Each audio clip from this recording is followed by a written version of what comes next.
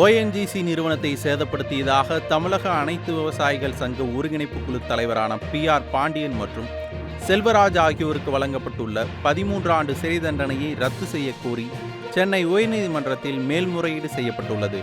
மேலும் உடனடியாக தங்களுக்கு ஜாமீன் வழங்க கோரியும் இருவரும் கோரிக்கை மனு தந்துள்ளனர். இந்த வழக்கு விசாரணை விரைவில் வரவுள்ளது.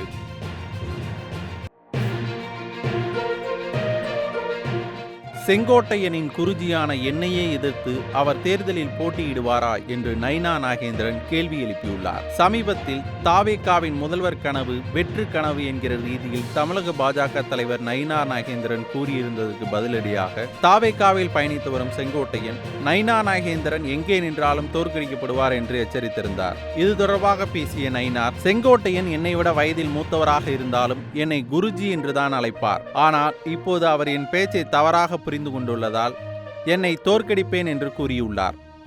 என்னை எதிர்த்து திருநெல்வேலியில் அவர் போட்டியிடுவாரா என்று எனக்கு தெரியாது என்று நயினார் நாகேந்திரன் தெரிவித்துள்ளார்.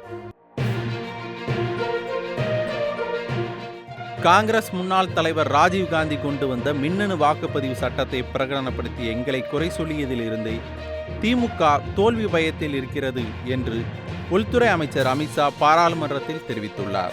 மேலும் மதுரை கிளை உயர்நீதிமன்ற நீதிபதி GR சுவாமிநாதனை திருப்பரங்குன்ற மலையில் தீபம் ஏற்ற வேண்டும் என்கிற தீர்ப்பு தந்ததற்காக பதவி நீக்கம் செய்ய திமுக துடிப்பது போல நீதித்துறை வரலாற்றில் ஒரு சம்பவமும் நடைபெறவில்லை என்றும் அவர் குற்றம் சாட்டியுள்ளார்.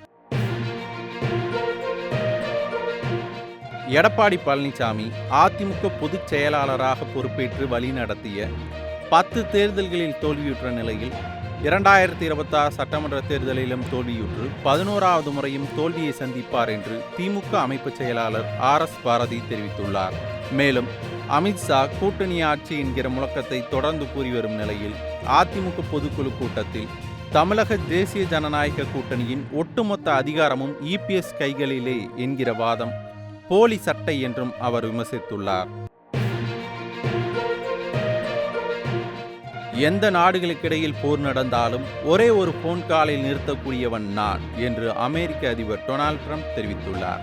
தாய்லாந்து கம்போடியா நாடுகளுக்கிடையே ஏற்பட்டுள்ள மோதலை நிறுத்துவீர்களா என்கிற கேள்விக்கு பதிலளித்த ட்ரம்ப், வரி விதிப்பு என்கிற ஆயுதம் இருக்கும் வரை எந்த நாட்டு போரையும் ஒரே ஒரு போன் காலில் நிறுத்துவேன் என்று கூறியுள்ளார். மேலும் இந்தியா பாகிஸ்தான் உள்ளிட்ட 8 நாட்டு போர்களை நிறுத்தியது நான் தான் என்றும் தன்னைத்தானே அவர் புகழ்ந்து பேசியுள்ளார்.